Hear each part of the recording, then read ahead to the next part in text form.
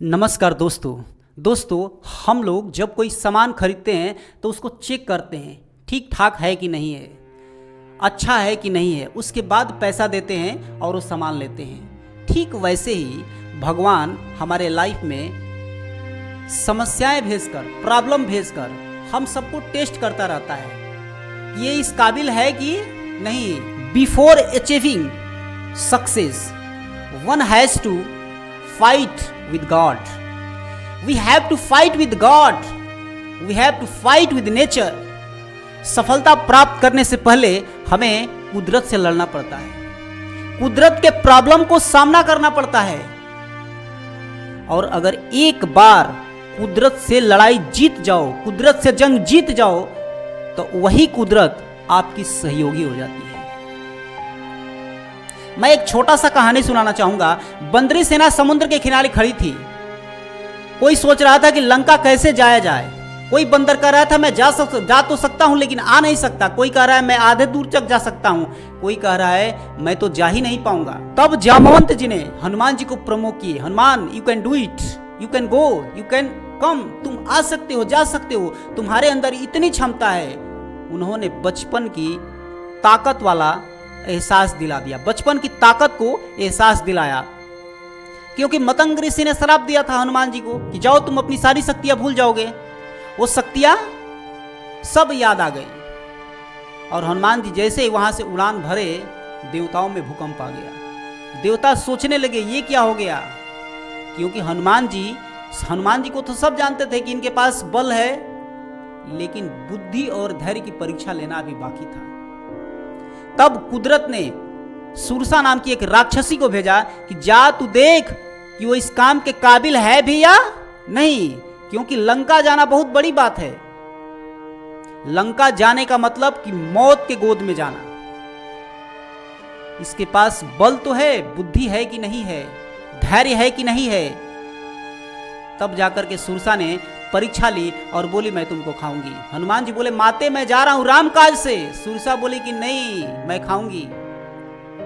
तब सुरसा को रिक्वेस्ट किए, प्रार्थना किए, हे माते मुझे जाने दो, अगर खाने का मन है तो मैं उधर से आऊंगा तो आप खा लेना। लेकिन सुरसा एक नहीं सुनी। हनुमान जी बोले कि ठीक है, जब तुम चाहती हो खाना तो खा ही लो। हनुमान जी बोले कि ठीक है तुम खा लो। सुरसा ने अपना मुंह 1 योजन का बड़ा किया। हनुमान जी तुरंत 2 योजन का हो गए।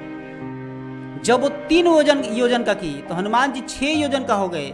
और जब वो 6 की तो हनुमान जी 12, जब वो 12 तो हनुमान जी 24, और जो 24 की तो हनुमान जी सोचे ऐसे काम बनने वाला नहीं है। एट वंस तुरंत छोटे हुए और उसके मुंह में गए और वापस आ गए। और हनुमान जी बोले बता माते अब क्या करूं, तेरे मुंह में तो गया था, खाई क्यों नहीं।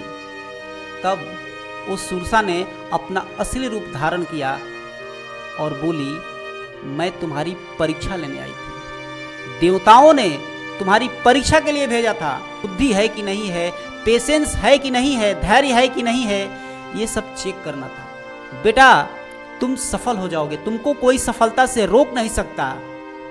और हनुमान जी वहां से प्रस्थान कर दिए। दोस्तों यहाँ पे सीखने वाली हम लोगों को बात यह है कि जब अपनी ताकत दिखानी थी तो बड़ा रूप धारण किए, लेकिन जब अपनी बुद्धि दिखानी थी तो छोटा रूप धारण किए। और मैं बता दूं कि बुद्धिमान छोटा होता है। यार जिंदगी में ना हमेशा झुक के चलना, बहुत ऊपर जाओगे। अगर झुक के चलोगे तो बहुत ऊपर जाओगे। इसलिए यार झुक के चलना।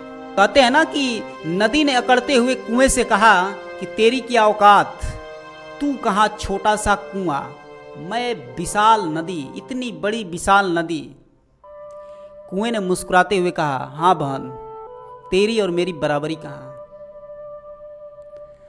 तू ऊपर से नीचे जाती है इसलिए खरी हो जाती है, मैं नीचे से ऊपर आता हूँ इसलिए मीठा हो जाता हूँ। प्यासा मेरे पास आता है और तू प्यासे के पास जाती है, तेरी मेरी बराबरी कहाँ। तेरे में और मेरे में कभी बराबरी नहीं हो सकती। दोस्त इस दुनिया में ना सब्र रखना, बहुत कुछ मिलने वाला है। और एग्जाम्पल दूं, शाम को अनाउंस किया गया अयोध्या में अयोध्या में शाम को अनाउंस किया गया कि सुबह में राज्य अभिषेक किया जाएगा भगवान राम का। और जैसे ही अनाउंस किया गया, देवताओं में भूकंप आ गया। देवता सोचने लगे, ओ तेरी की, ये क्या हो रहा है, अब तो ये राजपाट चलाएंगे, तो राजपाट चलाएंगे तो रावण मारेगा कौन। सारे देवता ब्रह्मा जी के पास पहुंचे। ब्रह्मदेव ब्रह्मदेव ब्रह्मदेव क्या हो गया। ब्रह्मदेव ने पूछा क्या हुआ। देवता बोले कि भगवान राम को राज्याभिषेक होने वाला है सुबह में।